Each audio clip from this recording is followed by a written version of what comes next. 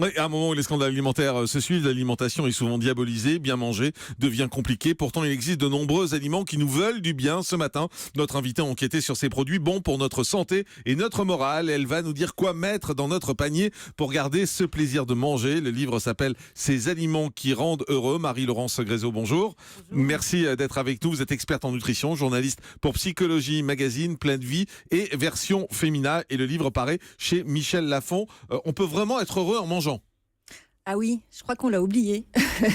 C'est assez simple, c'est facile d'accès, mais je crois qu'en mangeant de façon évidemment toujours équilibrée, on peut être plus heureux. C'est-à-dire que vous êtes en train de nous dire que l'alimentation a un impact sur quoi? Sur notre morale, sur notre cerveau?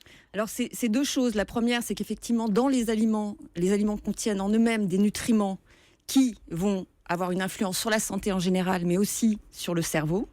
Et puis, à côté de ça, on a aussi la façon et le contexte dans lequel on mange ces aliments. Évidemment, si vous mangez votre sandwich tout seul dans votre coin en regardant votre portable, vous serez moins heureux que si vous mangez un sandwich avec une copine en discutant sur un banc. Mais être heureux, c'est déclenché par quoi? Alors, c'est déclenché par des neuromédiateurs. En fait. C'est quoi des neuromédiateurs? Alors, sous les Parce yeux de être Jean-Michel... heureux, je comprends, mais neuromédiateurs, j'ai un peu plus de mal. En fait, on a dans le cerveau des neuromédiateurs, des cellules qui vont commander. Ce sont les messagers du cerveau, en fait, les neuromédiateurs. Et qui vous disent sois heureux. Et alors, ils vous disent pas simplement sois heureux, mais ils impliquent tout. Hein. C'est eux qui nous aident aux contractions musculaires, à respirer, à être bien, à se détendre, etc. C'est vraiment énorme, hein, les neuromédiateurs. Docteur Cohen, qu'est-ce qui rend heureux? Ces neuromédiateurs, c'est quoi? le mécanisme, je vais le vulgariser à l'extrême, je vais faire pour les nuls. Imaginez que vous avez deux cordons, deux bouts de fil. Vous m'avez repéré, allez-y. Ouais, vous avez deux bouts de fil qui se connectent l'un à l'autre. Entre les deux bouts de fil, vous avez un espace. À l'intérieur de cet espace, il y a des substances qui circulent. Si elles circulent correctement, il y a une transmission de l'influx électrique d'un bout de fil à l'autre bout de fil et ça marche bien. Et quand dans certaines zones du cerveau, qui sont les zones du plaisir, ça fonctionne très bien, alors à ce moment-là, vous éprouvez du bonheur. Ça veut dire que vous avez stimulé les centres du plaisir. Et là, c'est là où le livre de Marie-Laurence intervient, c'est-à-dire qu'elle nous explique quelles sont les substances entre ces deux cordons qui sont utiles à avoir pour que ça fonctionne mieux. Mais est-ce que c'est vrai que les oméga 3 sont les régulateurs de l'humeur? Alors, en fait, ils interviennent justement dans la création de ces neuromédiateurs. C'est-à-dire que, en fait, ces neuromédiateurs, ils sont créés par les nutriments qu'on va leur apporter. Donc, tout ce que vous avalez, ça va être aussi bien des vitamines, hein, toutes les vitamines, tous les minéraux, mais ça va être aussi des substances comme les oméga 3 qu'on a découvert finalement il y a plus récemment que les vitamines.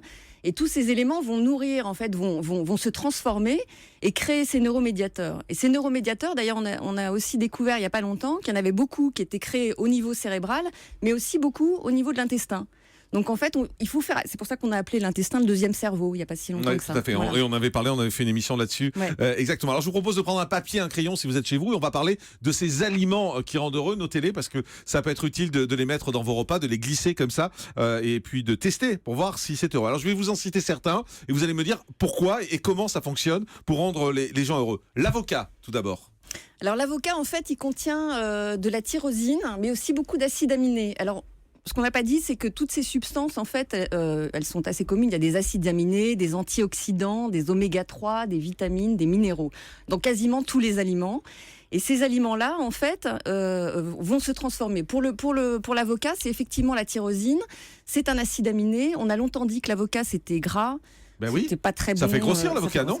L'avocat, c'est 260 calories au 100 grammes, mais un demi-avocat, ça fait à peine 60 grammes. C'est surtout, il y a une très grande richesse en vitamine E. Il n'y en a pas dans tous les fruits, hein, donc c'est très riche. Et puis, il y a aussi, vous allez le dire, je pense, Marie-Laurence, les oméga 3, puisque c'est un aliment un peu gras. On vient d'en parler. Ouais. Oui. Mais c'est aussi un aliment qui amène la satiété, en fait. Quand vous mangez un avocat, en fait, vous grossissez pas. Voilà. La tomate. Alors la tomate, ce sont les lycopènes, c'est un peu la star, c'est un peu la star de la tomate. Mais il paraît que c'est un antidépresseur, la tomate, c'est vrai? Parce qu'en fait, il y a des études, on a fait beaucoup d'études sur le lycopène et par exemple le cancer, etc. On a fait beaucoup d'études là-dessus. Mais depuis peu, on fait aussi beaucoup d'études sur le cerveau. Et donc il y a une étude sino-japonaise qui a justement quantifié le lycopène et regardé le nombre de tomates mangées et l'état de bien-être des gens qui le testaient. Et plus on en mange, plus on est heureux. Voilà. exactement. Il faut en manger une sacrée quantité, Ah mais, bon mais c'est bon. C'est la quoi une tomate. sacrée quantité? C'est 3 fois par semaine, 3-4 fois? 3-4 fois par semaine, Ouais. facilement. Et Dr. alors, Cohen. encore mieux, quand vous faites cuire la tomate, vous avez ce qu'on appelle le lycopène actif, c'est-à-dire qu'il est encore surpuissant par rapport à ce lycopène. Donc la tomate cuite, ça devient encore un booster plus important. C'est meilleur et c'est vrai que c'est important ce qu'il dit parce que souvent les aliments perdent leurs nutriments à la cuisson. Or, pour la tomate, ce qui est hyper intéressant, c'est qu'en fait, plus on la cuit, mieux c'est. Les oméga 3, non là Isabelle, tu parlais de tyrosine. Il y a plein de lycopène dans le ketchup.